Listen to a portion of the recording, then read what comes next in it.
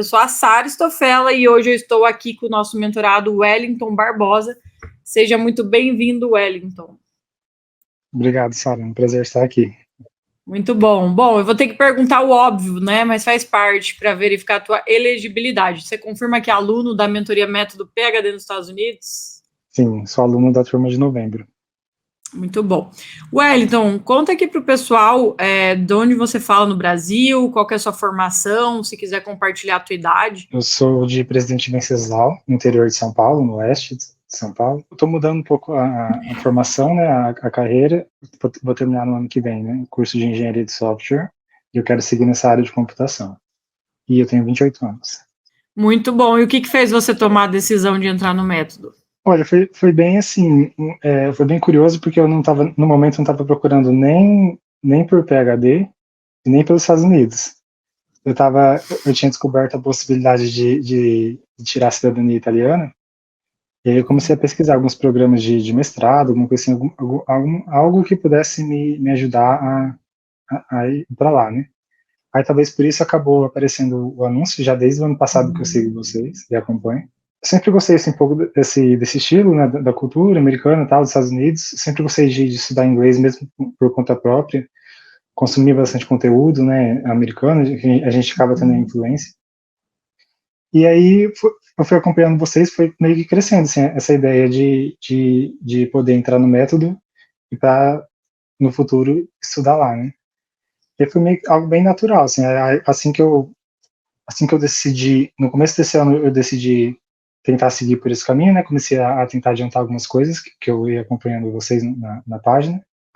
E aí, assim que vocês anunciaram a turma agora de novembro, eu decidi entrar já para me preparar ao longo do ano que vem. Em que ano que você tá? Da engenharia de software, acho que é, né? Isso. Eu terminei o terceiro ano agora, e aí eu vou pro quarto e último ano no ano que vem. Tá finalizando, então. Isso. Eu já vou aplicar no ano que vem para tentar entrar em 2024, né? Muito bom. Como é que eu posso te ajudar? Então, eu até separei aqui algumas dúvidas. Como eu comecei a acompanhar vocês assim um pouco antes, né? Esse ano eu tentei colocar em prática algumas coisas. Tentei entrar eu consegui entrar num programa de iniciação científica para ter uma experiência extra e comecei a dar monitoria também de uma disciplina da faculdade. E aí nesse ano também eu comecei a me preparar para o TOEFL e para o GRE, que eu decidi fazer. E aí, nesse próximo ano agora, eu queria tentar focar em conseguir um estágio acadêmico, ou algumas, sim, tentar ficar um pouco mais relevante, né? Conseguir uma experiência de pesquisa mais relevante, ou ir para o lado do estágio, ou ir para o lado de publicar alguma coisa, tentar apresentar algum congresso, alguma coisa assim. Eu ainda não está um pouco aberto, assim, para mim. Eu ainda não sei o que eu poderia fazer nesse sentido, né? Sentido. Aí uma das dúvidas que eu tenho é que, assim, nesse ano agora, nesse último ano, eu tenho que fazer um projeto técnico, né, projeto prático, como se fosse um TCC. Mas aí, como é da área de software, eu vou ter que desenvolver alguma aplicação, um aplicativo, ou um site, alguma coisa assim, do começo ao fim.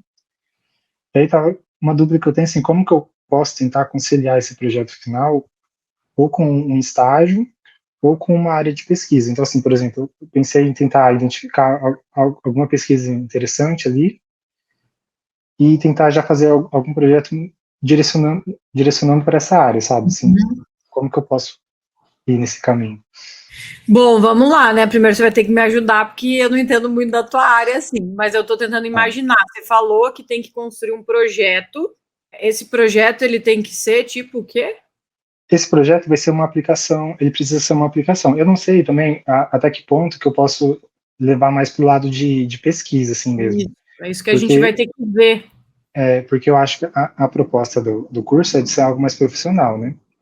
Então, você procura ali, às vezes, alguma empresa, por exemplo, posso desenvolver um software que vai ajudar no gerenciamento ali do PhD no Zelo, por exemplo. Tá. Mas eu queria, se eu pudesse, eu queria tentar levar algo mais para o lado de pesquisa, para eu ter como apresentar. Com certeza dá, porque quando a gente fala de profissional, é que muitas vezes a gente está acostumado, assim, muito com a pesquisa no Brasil, que é pouco prática, digamos assim. Mas agora eu estou entendendo, você tem que fazer um software meio que do zero, que seja uma solução, às vezes, para algum problema, alguma coisa dentro de uma empresa. Bom, Isso. pesquisa sempre precisa desses tipos de resoluções. Perfeito. Eu acho super válido da sua parte agregar, porque vai ser muito melhor para você. Assim, o projeto em si já seria algo bem bacana para o seu currículo, mas se você colocar qualquer coisa que envolva pesquisa, uma parceria, esse é o tipo de solução que você está dando para alguém, assim, que é de grande valia, né? O legal para você seria colaboração com alguma pesquisa, tá? Eu estou pensando, inclusive, assim, se para você facilitar o ambiente, o networking, poderia ser até mesmo no Brasil, sabe? Você achar algum grupo de pesquisa mais prático, assim, que eu quero dizer, mais mão na massa ou teórico de dados, não dessa tua parte de computação. Você entra com essa parte, com essa expertise. Aí você procura ou essas áreas de humanidades, né, que é muito database e tal, ou você procura laboratórios mesmo. Bom, você vai ter que se inteirar, assim, do que está acontecendo aí na tua universidade, por exemplo. E como que você poderia entrar com essa contribuição, sabe? Esses projetos interdisciplinares são muito legais. Você falando agora, eu fico imaginando, por exemplo, durante a minha pesquisa, como eu queria alguém que pudesse colaborar, né? E vir, não, eu entro com essa parte de software aqui, vamos resolver tal coisa. Porque não é a tua expertise, então você procura essa colaboração, até porque, assim, se você for começar algo do zero, ter que pensar num problema além da solução, também vai fugir muito, né, do escopo do que você está querendo propor. Pode ser algo nos Estados Unidos, né, remoto, por exemplo? Bom, pode, só que daí, o que acontece? Você vai ter que achar alguma pesquisa ou durante os contatos com professores, talvez sugerir isso, sabe? Só que qual que é o problema? Que eu acho que essa tua ideia do projeto do TCC junto com pesquisa, ele tem mais a beneficiar se for interdisciplinar. Então, por exemplo, quando você estiver contatando os professores da sua área, tipo assim, isso não é algo, a gente não tem ninguém aqui que faça isso, entende? Eles têm, porque é a sua área. Agora, quando você está falando de uma pesquisa de outras áreas, você entra com essa solução de software. Claro, eu não entendo muito assim, vai ter que ver melhor assim como que tem que ser esse software, né? Os requisitos ali da tua disciplina de TCC e ver se você acha alguma pesquisa que se encaixa trabalhar com isso. Mas assim, com certeza tem. Até mesmo empresas, né? Porque as próprias empresas, como que vocês fazem no TCC, por exemplo? Vocês têm que entrar em contato com uma empresa? Geralmente por exemplo, tem sei lá, um comércio ali, uma academia, por exemplo. E aí ela usa um sistema, às vezes nem tem sistema, usa fichas lá e tal, e aí você vai e desenvolve algo para aquilo, controla a catraca, tem uma interface móvel ali para os alunos, por exemplo, esse tipo de coisa. Perfeito, Ou perfeito. outros tipos de comércio. Mas é qualquer coisa, na verdade, entendi. Bom, eu de você bateria, assim, você está em qual universidade?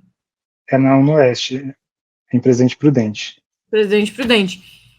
Assim, se você conseguir procurar outros grupos de pesquisa, como eu mencionei, por exemplo, que tem um laboratório lá e tal, e você chegar lá e falar, bom, galera, hoje é o dia de sorte de vocês, eu estou aqui para resolver um problema. Que vocês gostariam aí de automatizar? Deixa eu ver o processo de vocês e começar a ter ideias, entendeu? Porque esse tipo de operação, ele está presente em tudo. Em tudo. Por exemplo, eu estou pensando aqui, conforme você vai falando, no meu laboratório, a gente tinha vários equipamentos e às vezes formava fila para usar, né? Como que era feito o controle? Tudo manualmente, tinha que conversar com o responsável, ficar fazendo agendamento, alguém era responsável por comprar o material, mas nunca sabia se estava para acabar ou não estava. Eu imagino que isso aí pode ser feito um software, né? Um software, sei lá, de agendamento, de controle de material, né? Então, assim, se você conseguisse casar qualquer coisa, assim, seria um super diferencial, né? E mostrar o quanto que você fez questão que isso tivesse a ver com pesquisa, já que é algo que você gosta. Eu acho que dá para você tirar algo daí sim, conversando com outras pessoas que fazem outras pesquisas, que, como eu disse, acho que vai ser mais fácil para a tua mente explorar isso, ir lá em outros grupos que fazem pesquisa e falar assim, como que eu posso ajudar vocês? Uhum. Né? Às vezes, ou a pesquisa, né? Ou a pesquisa em si, dependendo de uma pesquisa mais complexa, ou até mesmo a operação do laboratório. É dar uma pensada nisso, que dá para aproveitar bem a experiência mesmo. Uhum. Eu nem tinha pensado nisso, dá para ajudar assim como um suporte meio operacional ali de uma pesquisa, né? Já mostra também que um pouco de entendimento do trabalho em equipe, né? Do que precisa ser feito no dia a dia mesmo de um laboratório. Da resolução de problemas, né? De ter chego ali e trocado uma ideia e falado, eu posso ajudar dessa maneira aqui, dá para melhorar. Né? Isso tem muito valia na prática de você estar num dia a dia de um laboratório e conseguir deixar as coisas mais operacionais, né? Aí uma outra dúvida que eu tenho é que assim, até comecei a dar uma olhada, a procurar, tentar procurar alguma coisa de estágio mesmo acadêmico. Aí eu até achei em alguns laboratórios, até acho que no site da Universidade da Flórida, eles postam bastante, os próprios professores postam umas vagas ali que eles têm disponível, mais ou menos do tipo de trabalho que eles têm para os undergrads, né? Aí eu fiquei pensando assim, se talvez eu conseguisse um estágio remoto, né?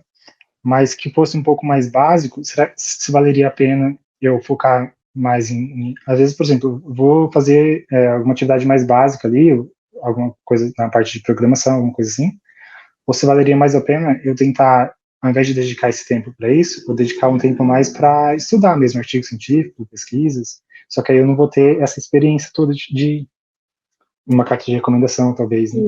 É isso que eu ia falar. A experiência em si, como você está dizendo, né? Se ela for mais básica, ela não vai ser um grande diferencial, até porque você já faz IC, por exemplo.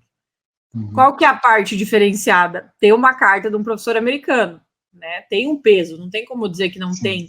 Então, isso seria super bacana. Acho que vale a pena você tentar, né? Essa tua área, assim, ela é ótima para trabalhar remotamente. Então, não custa quando você vê vagas divulgadas assim, mesmo que às vezes é um edital específico para aluno da graduação nos Estados Unidos, não importa. Você está ali, aquele professor está interessado, ele está procurando gente, pega o e-mail dele, manda um e-mail para ele, se apresenta, né? Se dispõe, quero participar. Você vai conseguir um professor que esteja esse interesse mútuo, né? Queira ver realmente, deixa eu ver realmente se o Wellington está interessado e passe alguma coisa para você. Eu acho super válido a experiência, você também vai ter essa dinâmica de trabalhar com um professor americano, ver como é que é, né? É legal, é diferente, vai te dar uma bagagem que você não tem. Então, assim, com certeza é válida essa experiência. O estudar artigo científico, inevitavelmente você vai ter que estudar quando você for contratar professores, porque você vai ter que ler o artigo dele, né? É algo que não deixa de fazer. Eu sei que você tem bastante coisa, é um ano de faculdade ainda, então, assim, você tem que priorizar o que você precisa fazer. Primeiro, se formar, né? Ter as experiências ali que você já vai fazer. O que você comentou, por exemplo, da IC, tentar tirar algo escrito daí, sabe? Algum artigo, alguma coisa, tem que sair alguma coisa desse teu trabalho ali, né? Foca nisso, em ter, e que seja em inglês de preferência, porque você sabe o peso vai ser outro, totalmente diferente, então bacana ter isso. A questão desse projeto do TCC de software, tentar vincular com pesquisa, se der, maravilhoso. E em contrapartida, se você também conseguir se voluntariar com algum professor americano e fazer qualquer collab aí, mesmo que seja algo mais básico, cara, teu currículo vai ficar cada vez mais competitivo, né? Fica o diferencial, sem dúvidas. Nessa área também tem uma outra questão, que eu trabalho, não falei, mas eu sou servidor público aqui, trabalho no Tribunal de Justiça. Tem pouca coisa pra fazer, então você tá bem tranquila no que vem, né? Ainda bem que eu comecei um pouco antes. Isso. E aí, assim, como que eu posso abordar um professor por estágio, sendo que eu tenho essa limitação, pelo menos assim, de horário, né, de carga horária? Porque na faculdade em si, vai ser mais tranquilo o último ano, é mais de importante, assim, é mais o projeto mesmo que eu tenho. Aí tem uma outra disciplina que eu tenho que fazer, mas em questão de carga horária tá tranquilo. Então, só que aí eu teria essa limitação de horário, então, por exemplo, posso trabalhar, tipo, 10 horas na semana ou 15 horas na semana, mais ou menos, para um professor, né, se eu conseguisse uma coisa. Mas aí como que eu abordo isso, já deixo de cara logo? Não, isso aí é tranquilo. O que vai acontecer?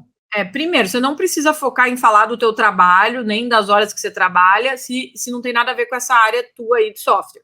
Você vai focar em falar o quê? Eu sou estudante de tal ano, já estou em tal ano, eu já faço coisa de pesquisa e eu vi que você está trabalhando com tal coisa, que você está procurando aluno, nesses casos que você vê vaga divulgada, por exemplo, e eu estou super afim de conseguir uma oportunidade remota, voluntária, porque eu quero aplicar para o PhD ano que vem. É legal você falar isso, né? Isso mostra, assim, bom, é um interesse bem genuíno, porque ele quer ir para a área de pesquisa e tal, e pronto, acabou. O professor, quando ele for te dar um estágio, trocar e-mails com você, ele jamais vai colocar nessa modalidade de estágio remoto, vai colocar uma carga horária para você, você tá entendendo?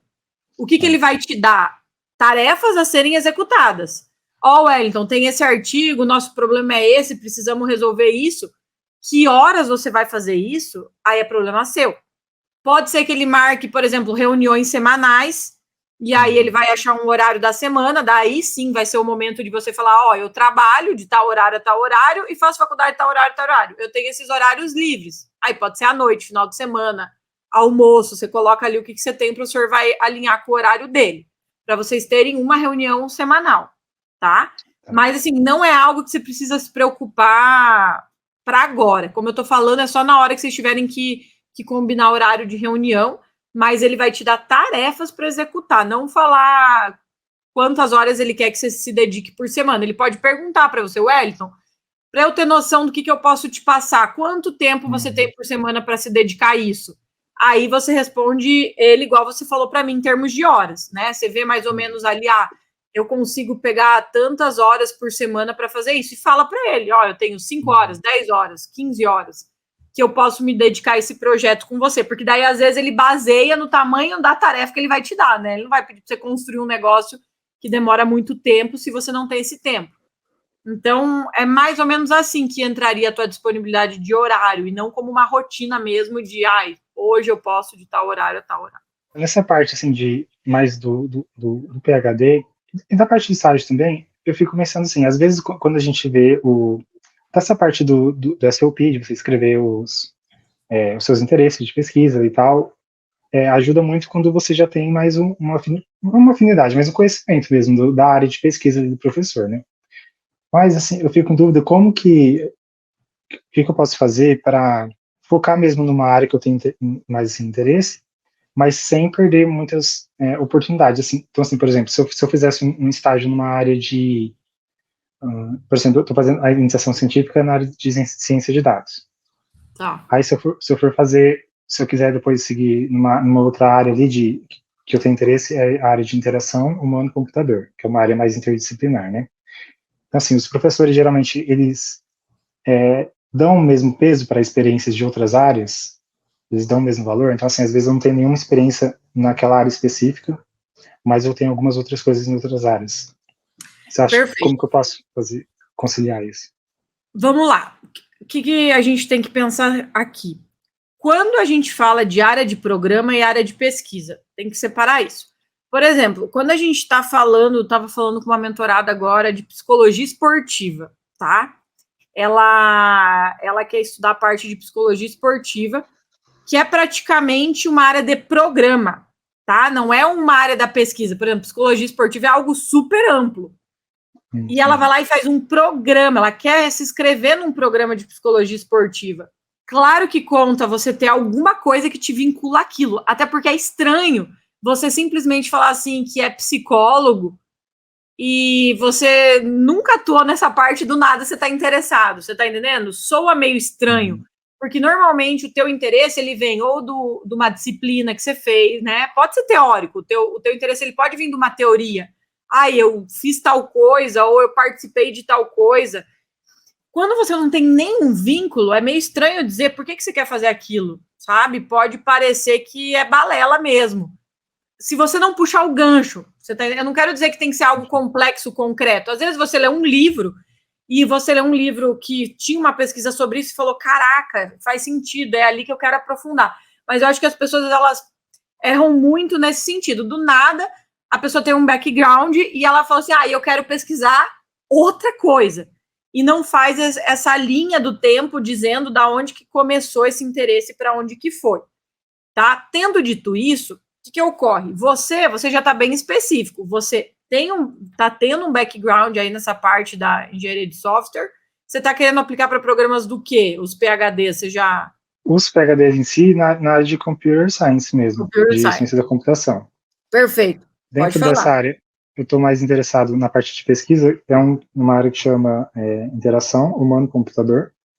E aí, alguns programas, em algumas universidades, essa área ela é um programa em si, separado do Computer Science. Então, assim, outro programa de PhD. Mas em poucas universidades, assim, é a exceção. Ou uma área de concentração, às vezes. Isso, às vezes você entra, por exemplo, para fazer o Computer Science mesmo, e aí você entra numa linha, por exemplo, inteligência artificial, perfeito, interação humano-computador, desse jeito.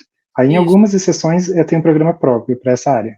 Tá, vamos lá. Então, sua pergunta, né? Até que ponto essas outras experiências que não são exatamente dessa área de interesse e interação humana importa, porque simplesmente você tem uma experiência de pesquisa. A questão só de ter uma experiência com pesquisa é o que a gente está falando. Já traz várias habilidades que você usa em qualquer área que você for trabalhar. Então, aí já começa a ser diferencial. Faz diferença você já ter uma experiência em interação humana? Faz, é um ponto a mais ali no seu currículo. Primeiro, porque você já teve contato com a área e você mesmo assim está dizendo, eu quero continuar com essa área. É um requisito? Jamais. A gente está cada vez afunilando mais, você está entendendo? Né? Primeiro, você tem um background em computer sciences. Aí você quer ir para uma área de concentração que é interação humanas e tal. É muito mais raro você achar alguém que vai ter esse tipo de coisa. Agora, a parte do computer science, quando a pessoa sai muito disso, né? Às vezes chega a gente, pessoas aqui, nós, por exemplo, eu fiz, sei lá, jornalismo e agora eu faço um curso de TI.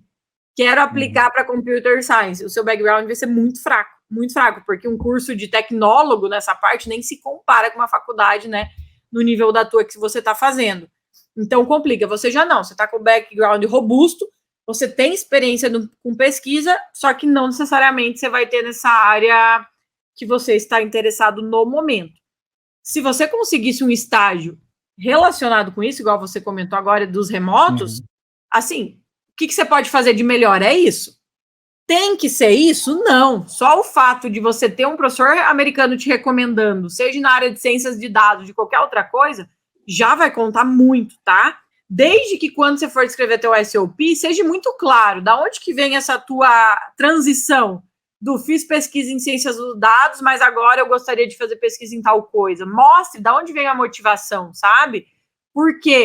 Você leu sobre isso? Você teve alguma disciplina e começou a ver que era mais para esse lado? Eu até tive uma disciplina, só que foi bem no começo do curso, e aí no momento assim nem me chamou a atenção, na verdade. O que me levou para esse lado foi justamente a pesquisa dos programas mesmo de PhD. No começo eu comecei a procurar por coisas na área de inteligência artificial mesmo, mas eu gosto mais assim de coisas mais de aplicações da tecnologia, né? Coisas mais práticas, coisas mais interdisciplinares também. Isso são argumentos. E essa área também, é bem tá? assim mesmo. É interessante você usar esses argumentos. Você tem que conseguir explicar por que te interessou. Você começou a ler pesquisas dessas áreas, começou a ver que tal coisa tem mais a ver com o seu estilo. E quando você propõe ideias, né? Quando a gente fala muito, você vai ver que a gente vai fazer ano que vem com certeza a imersão de SOP. Um dos pontos que a Monique colocava muito é, às vezes, de você pôr um mini projeto dentro do próprio SOP. Claro que depende muito de quantos caracteres você tem para escrever ali. Mas a questão de você propor alguma coisa que você gostaria de pesquisar. Porque quando você propõe uma ideia, mesmo que você não vá para essa área, mesmo que isso nem se concretize, você mostra que a tua linha de raciocínio, ela é de quem entende de pesquisa. Do tipo, você leu trabalhos dessa área, a galera está pesquisando tal coisa, alguns problemas aqui já foram selecionados, mas esse em específico que te chama a atenção não foi, e você vem com uma ideia de fazer tal coisa nesse sentido de resolver aquele problema. Quando você constrói essa linha de raciocínio lógico, cara, quantas pessoas você acha que consegue fazer isso numa candidatura? Assim, é extremamente raro. O professor, ele lê isso, ele fala, caraca, quem faz isso é aluno de PhD, né? Que constrói o caminho que leva a você ter uma motivação de estudar algo. Então, por mais que você não tenha experiência nessa área, por exemplo, o professor vê que você tem um raciocínio para fazer pesquisa numa área dessa, sabe? Então, essa falta de experiência na área, ela sempre dá para ser compensada. Com uma boa escrita, por exemplo, ali no teu SOP. Mas quando você for lendo esses trabalhos, já que você está me contando que o teu interesse vem de ler os próprios, né? Você lê os programas, foi lendo o que os professores fazem e se interessando, vai anotando. Por que você está se interessando? Ah, porque é interdisciplinar, porque eu vi que é bem aplicado para tal coisa.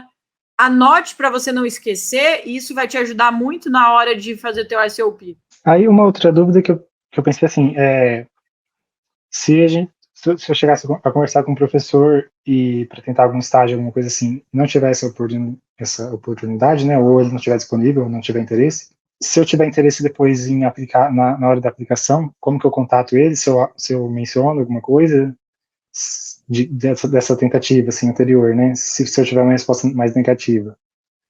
Com certeza. Primeiro, você vai ter que, né, manter aí vamos dizer, uma lista, uma planilha para não se perder em tantos contatos, para você realmente saber quais universidades você já contatou professor para estágio, quem foram esses professores, e o que acontece? Se o feedback for ruim, é um professor que você nem vai querer contatar para PhD, certo? Não ruim que eu digo negativo, porque às vezes ele simplesmente não tem vaga, e isso não é negativo, né? Agora, vamos ver, sei lá, algum professor que responde de maneira ríspida, vamos pôr exceções que podem ocorrer, ou sei lá, qualquer coisa ruim que você fala assim, nossa, você nem quer trabalhar com esse professor, então você já põe na tua lista que futuramente, quando você for contratar para PhD, você pode contratar outro professor dessa universidade, mas não esse, já tira fora.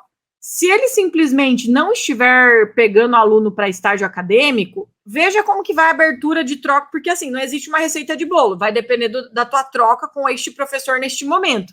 Às vezes ele não tem oportunidade, mas ele quer saber mais de você, ele mesmo pergunta, mas ano que vem você quer aplicar para PhD? Se ele se mostrar mais interessado em saber sobre isso, já desenvolve o assunto, você tá entendendo? Uhum. Já que você já vai estar contatando, ele te deu negativa do estágio, mas está querendo saber do PhD, continua, e quando você acabar essa conversa com ele, porque obviamente essa conversa não vai durar o ano inteiro, você pergunta sempre no final, posso te contatar mais para frente, quando eu tiver em véspera de aplicar?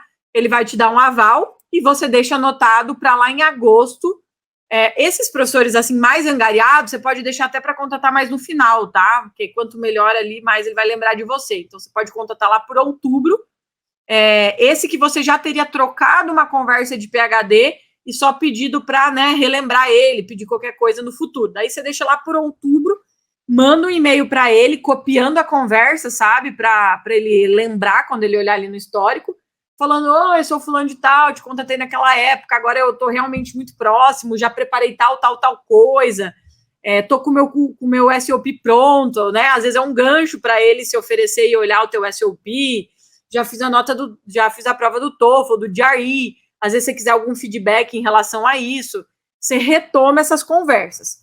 Ok, esse um tipo de professor de troca de e-mails bem aberto, que ele já quis saber do PhD. Vamos supor um perfil agora de professor que ele não pegou para estágio, falou que não está pegando e não te perguntou muito nada. Encerra a conversa e lá em agosto você retoma a conversa novamente, copia o mesmo e-mail, lá encaminha, se reapresenta que você já havia contatado ele e agora você está contatando porque vai aplicar para o PhD e quer saber se para PhD ele vai estar pegando novos alunos para aquele ano.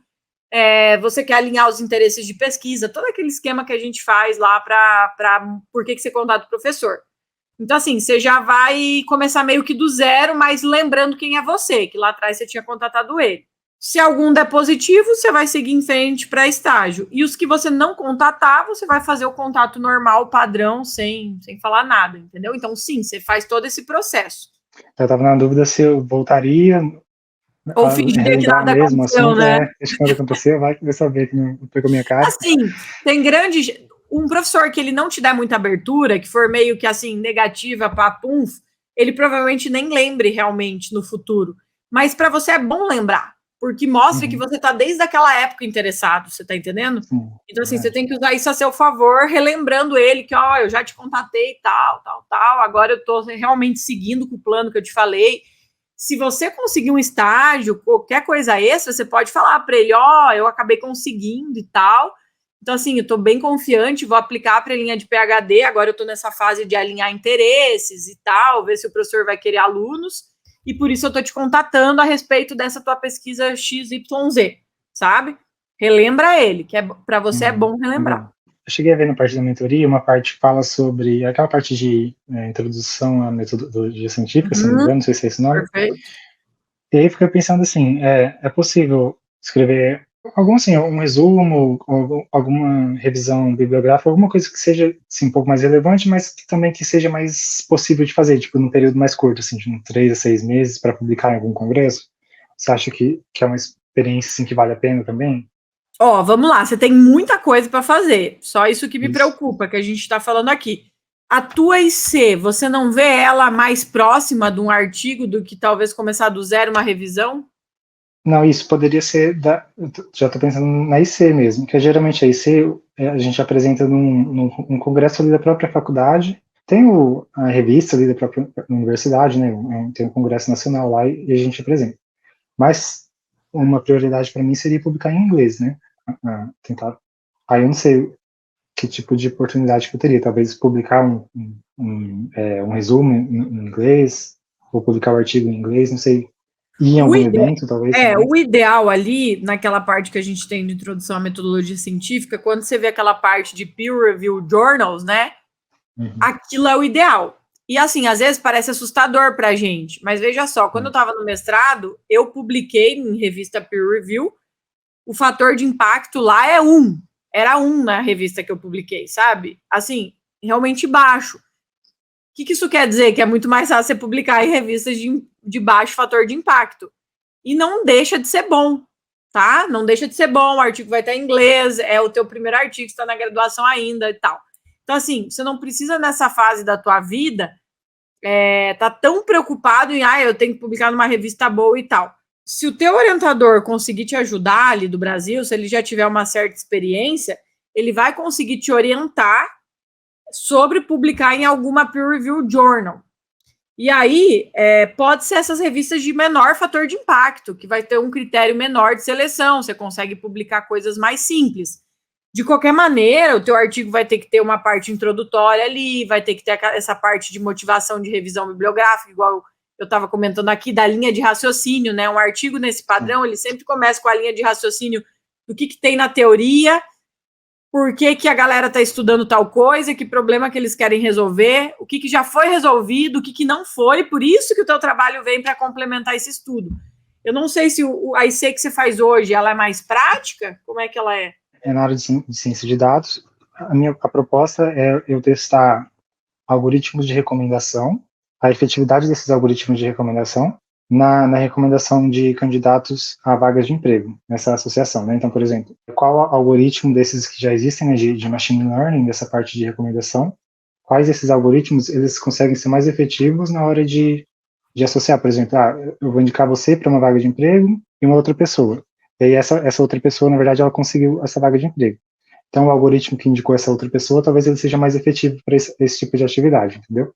Aí eu quero testar esses algoritmos que já existem no banco de dados de vagas de emprego de candidatos, para ver se tem alguma associação ali entre eles, e se eu consigo achar qual que é mais efetivo ou não. Perfeito. Então, tudo a ver, o teu foco deveria ser peer review journals. Não se assuste por ter esse nome, tá? Tem revistas ali super iniciantes, digamos assim, né, que seriam as revistas de menor fator de impacto, até revistas que vão ter um fator de impacto muito alto, e aí realmente é muito difícil. Tem que ter um trabalho bem mais complexo. O teu orientador, se ele tiver alguma noção disso, vai te ajudar bastante. Se ele não tiver, estuda lá essa parte que a gente tem de peer review journals, né? O que é isso? Começa a se familiarizar, porque primeiro você vai ter que entender assim, que revistas na tua área dá para você publicar.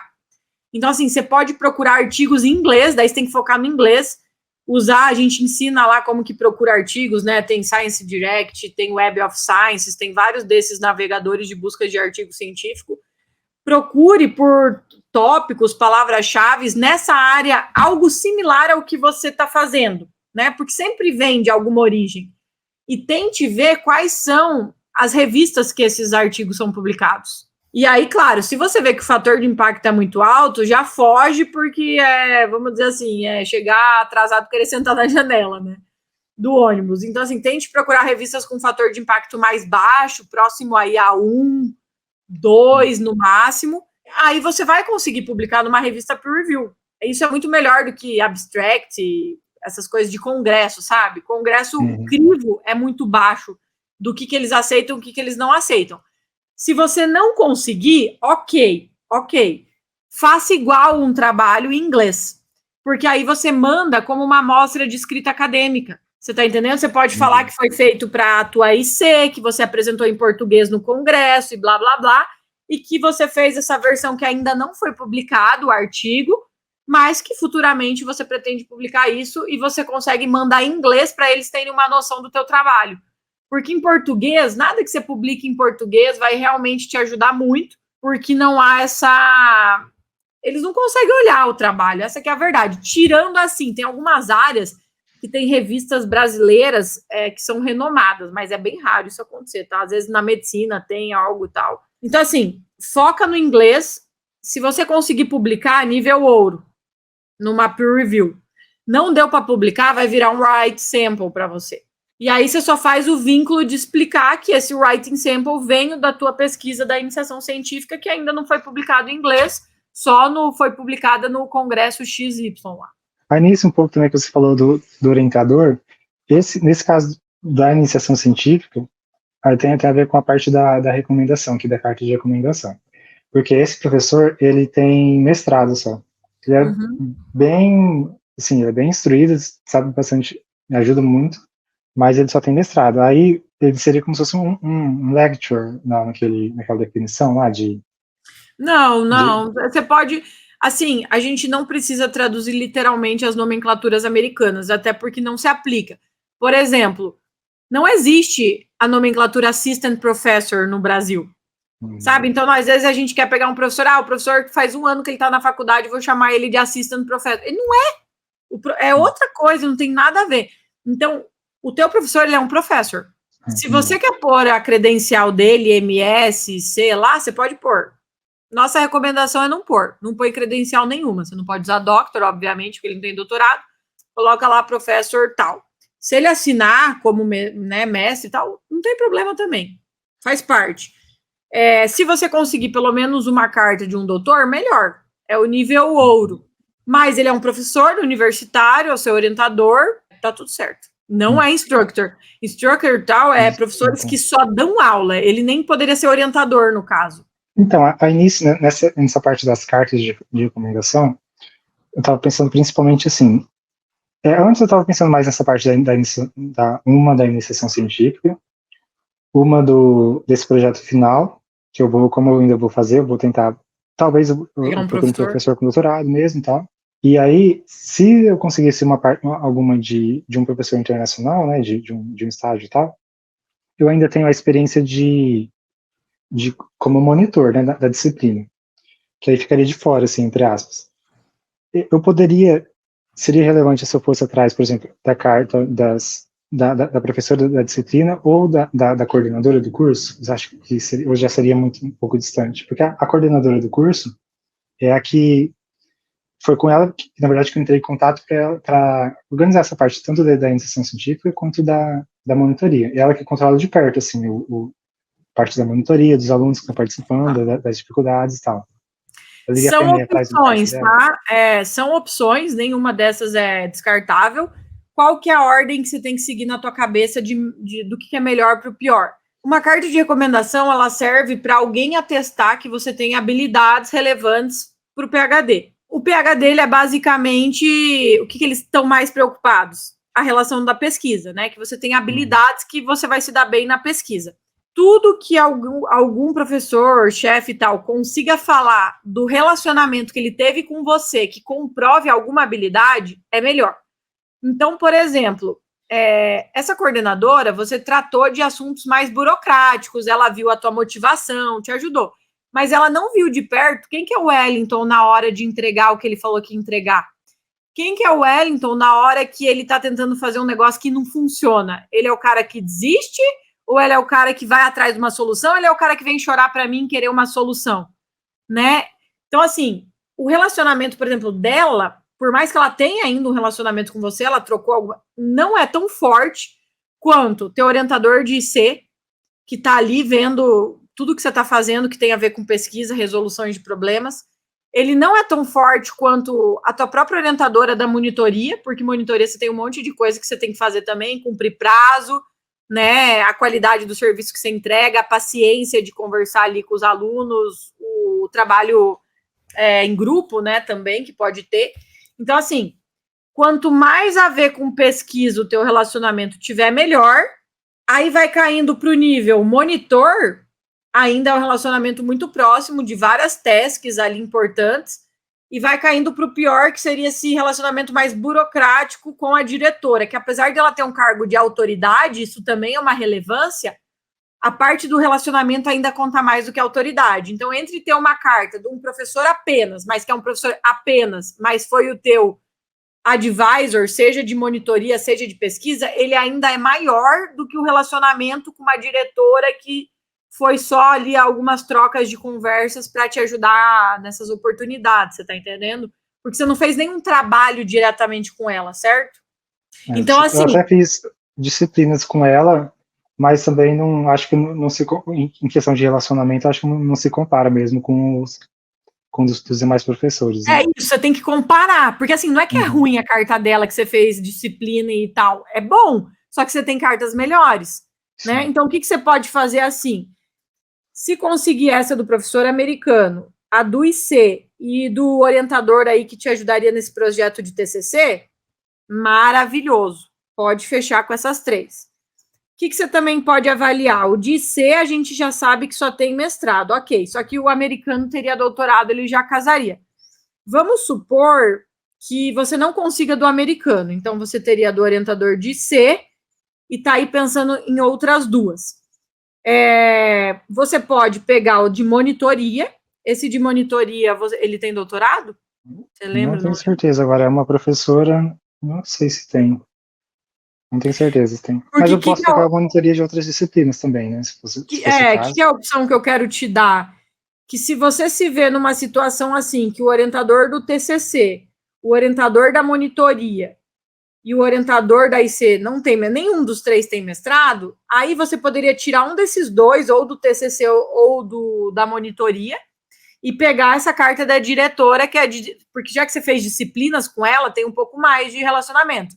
Se ela tem doutorado, é diretora do programa, e você fez disciplina com ela e foi bem, aí ela sobe ali no nível com a gente, você tá entendendo? Entendi. Então, o que você vai ter que fazer com nós, para nós te orientarmos melhor?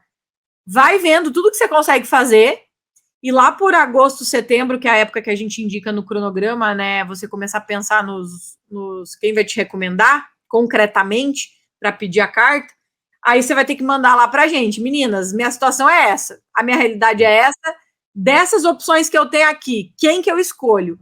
E aí a gente vai conseguir te dar uma resposta certeira. Não, Wellington, então baseado nessa tua realidade dessas pessoas, vai com essas, tá? Entendi. Eu estava um pouco preocupado de se eu conseguisse só da parte de pesquisa, de não ter nenhuma da parte de monitoria, né? Mas acho que aí compensa coloca no currículo, no SOP. Entendi. Não é essencial, sabe? A pesquisa vai prevalecer. Então é melhor 3 de pesquisa do que uma sendo monitoria, porque a experiência em si de monitor já é bacana. Ao menos que você... Mas o teu caso não vai ser esse. Tem alguns programas, principalmente mais de humanidades, em que a maioria das bolsas vem de CTA. E aí eles pedem, inclusive, para você falar características, por que você acha que você vai ser um bom monitor e tal. Aí faria todo sentido você focar uma carta da monitoria. Mas na tua área, as bolsas vão vir de pesquisa, 100%, assim, sabe? Talvez você seja monitor no primeiro ano, mas eles fazem isso, na verdade, só até você definir um orientador. Não porque, nossa, é super relevante, monitoria. Então, assim, eles não vão estar preocupados se você tem carta ou não de monitor nessa sua área. Uma outra dúvida que eu tenho, na parte de... Acho que eu até tinha visto no conteúdo sobre, assim, a gente precisa contratar... A gente geralmente contrata só um professor ali no departamento, né? Tenta manter ali uma relação do interesse de pesquisa, mas aí no SOP geralmente tem que citar pelo menos uns 3, né? Aí eu acho que eu vi, não sei se foi na última monitoria, que você fala mais assim, de mandar um e-mail para um novo professor falando que você aplicou e tal. Mas aí assim, se por acaso essa conversa ela for com esse novo professor, ela for se desenvolvendo mais, às vezes é um professor mais aberto, que às vezes quer fazer uma entrevista com você e o outro não fez, te dar um feedback melhor. Como que a gente lida assim com isso? Não, é tranquilo. Na verdade, a gente tem essa impressão que, eu contatei eu estou vinculado a ele. Primeiro, se ele não te ofereceu nada de garantia, você não tem vínculo nenhum, tá? Você pode tranquilamente contatar outro, que a gente nunca é antiético, né? Então, às vezes, omitir um contato próximo, algo assim, não faz sentido. Fala a verdade e tal. Nossa recomendação primária é sempre assim: veja, se você tiver um relacionamento, uma troca de e-mails ali muito boa com o professor, mais assim, boa, que você vai sentir isso ali conforme as nossas orientações, não se faz necessário contatar os outros 2 que você vai citar. Porque você está ali realmente muito engajado com esse professor. Nada impede que você contate os outros 2 se você tiver tempo. Tudo é uma questão de planejamento. Sara, mas se eu tenho tempo, você indica contatar ou não? Indico contatar. Até porque, se você quer citar 3 pessoas, quer seguir a metodologia, quando você cita 3 pessoas, se uma dessas pessoas nem está pegando aluno e você está citando, você está queimando um cartucho. Então, contatar é sempre melhor. Se você teve um contato prévio muito bom com o professor, você não precisa tentar contato tão próximo com os outros. Manda um e-mail, se ele te falar que está pegando aluno, você já está no lucro ali, que você não está queimando ficha. Troquei mensagem com o professor, achei ok, mas ok. Você vai focar em tentar tirar mais do próximo, igual você disse, talvez te dê mais abertura, marque uma entrevista, vá 100%, e você pode falar que já tinha contratado fulano, entendeu? Não há problema algum nisso. No final, se você for aplicar para algum programa que você não conseguiu contatar os 3, tranquilo também. Foca em colocar sobre o que você contatou e vai escolher outros 2 ali para não só colocar uma pessoa, sabe? É sempre muito importante isso, nunca colocar só uma pessoa. Sendo idealmente melhor ter contatado todos que você cita. Mais tranquilo, assim, entender essa parte, né? Eles são preparados, assim, para isso, né? Preparados. Eles mesmos pedem para indicar mais de um professor e tal. Exato, e assim, tem professor que vai te ensinar isso, inclusive. Tem professor que ensina, fala, mas não fica só comigo, porque muitas vezes eles ficam, caramba, e se eu não tiver dinheiro na época para pagar o aluno, ele vai lá e vai colocar só o meu nome? Então, assim, ao menos que o professor crie um pré-aceite com você, do tipo assim, Wellington, então tá, eu tenho vaga no meu laboratório, essa vaga é tua, aplica aí, faz essa parte burocrática que você já tá no meu lab. Cara, aí não tem porquê, né, você contratar outro professor, chega a ser estranho. Aí tudo bem, não faria sentido. Agora, sem ter uma garantia, pelo contrário, você tem que contratar. Aí tem só mais uma última pergunta, que é assim, dessa parte, eu tenho essa experiência profissional, né, que não tem a ver com a área de tecnologia em si, mas assim, eu acho que eu tenho que citar isso no currículo, mas aí quanto que eu preciso destacar isso, preciso chamar, às vezes, atenção para pelo menos algumas coisas mais, assim, mais habilidades, assim, de interagir com as pessoas, de trabalhar em equipe e tal, e responsabilidades. Eu foco mais eu puxo alguma coisa dessa área mais profissional para a área de pesquisa, ou eu deixo um pouco mais quieto mesmo? No currículo, você vai pôr, você pode colocar, inclusive, né, os marcadores, os bullet points, ali com as tuas atribuições dentro desse cargo. Se você conseguir vincular com qualquer coisa de tecnologia, coloque. Coisas quantitativas, às vezes, quantos clientes você atende, tudo que você quantifica e qualifica melhor ali, né? Às vezes um software que você usa, um protocolo, você pode pôr no teu currículo. No teu currículo, você tenta colocar mais além do cargo, tá? Você passou num processo seletivo, você pode colocar isso, né? A gente ensina lá no modelo de currículo que você coloca ali junto com a função que você passou num processo seletivo competitivo, tal, destacou. Aonde que você não vai focar nisso? No SOP, sabe? Ficar falando muito do teu cargo atual e tal. Para quê? Você faz uma faculdade da área, você faz monitoria, você faz IC, você vai fazer TCC, você vai fazer isso, você vai fazer aquilo, e aí você vai ficar puxando para o teu emprego que de tudo é o que menos tem a ver? Não. Você pode ali, sucintamente, no teu SOP, comentar da questão, cara, você estuda e trabalha, né? Quantas pessoas fazem realmente isso? É um mérito ali do esforço de estar num cargo, mas de ter percebido que o que você gosta é outra coisa, uma maturidade envolvida. Então, assim, em poucas linhas, você vai ter que mencionar essa transição do tipo, sou servidor público, passei num concurso competitivo, mas em tal momento da minha vida eu percebi que o que eu gostaria de fazer é tal coisa, migrei para ciências da computação e segue o baile. Você não volta mais em ficar falando de atividades que você faz no seu emprego. Acho que era só isso, mas a última das dúvidas, já para clarear bastante as ideias. Não, muito bom. Isso, é isso que eu ia te falar, assim, para a gente finalizar. É realmente bacana que você começou antes. Tem um bom tempo aí para se preparar, são pelo menos 13 meses que a gente tem aí. E agora é colocar um plano de ação para não ficar ideias e não fazer. Então, assim, nós temos aí o comprometimento teu de tentar um estágio acadêmico remoto, temos a questão de escrever em inglês, seja para publicar, seja para um write sample da tua IC. Tem a questão de tentar alinhar o TCC com algo relacionado à pesquisa, né? Então, essa parte do software, do projeto. Tem a questão das cartas de recomendação, que a gente vai ter que esperar ver o que vai acontecer. Nisso, você ainda vai fazer TOEFL, vai fazer GRE. Então, é se organizar para fazer tudo isso com qualidade, Wellington. Temos um futuro brilhante aí para o ano que vem, muitas aprovações. Tomara. Com certeza. Wellington, muito obrigada aqui pela sua presença e eu te vejo na mentoria método PhD. Obrigado a vocês. Até mais.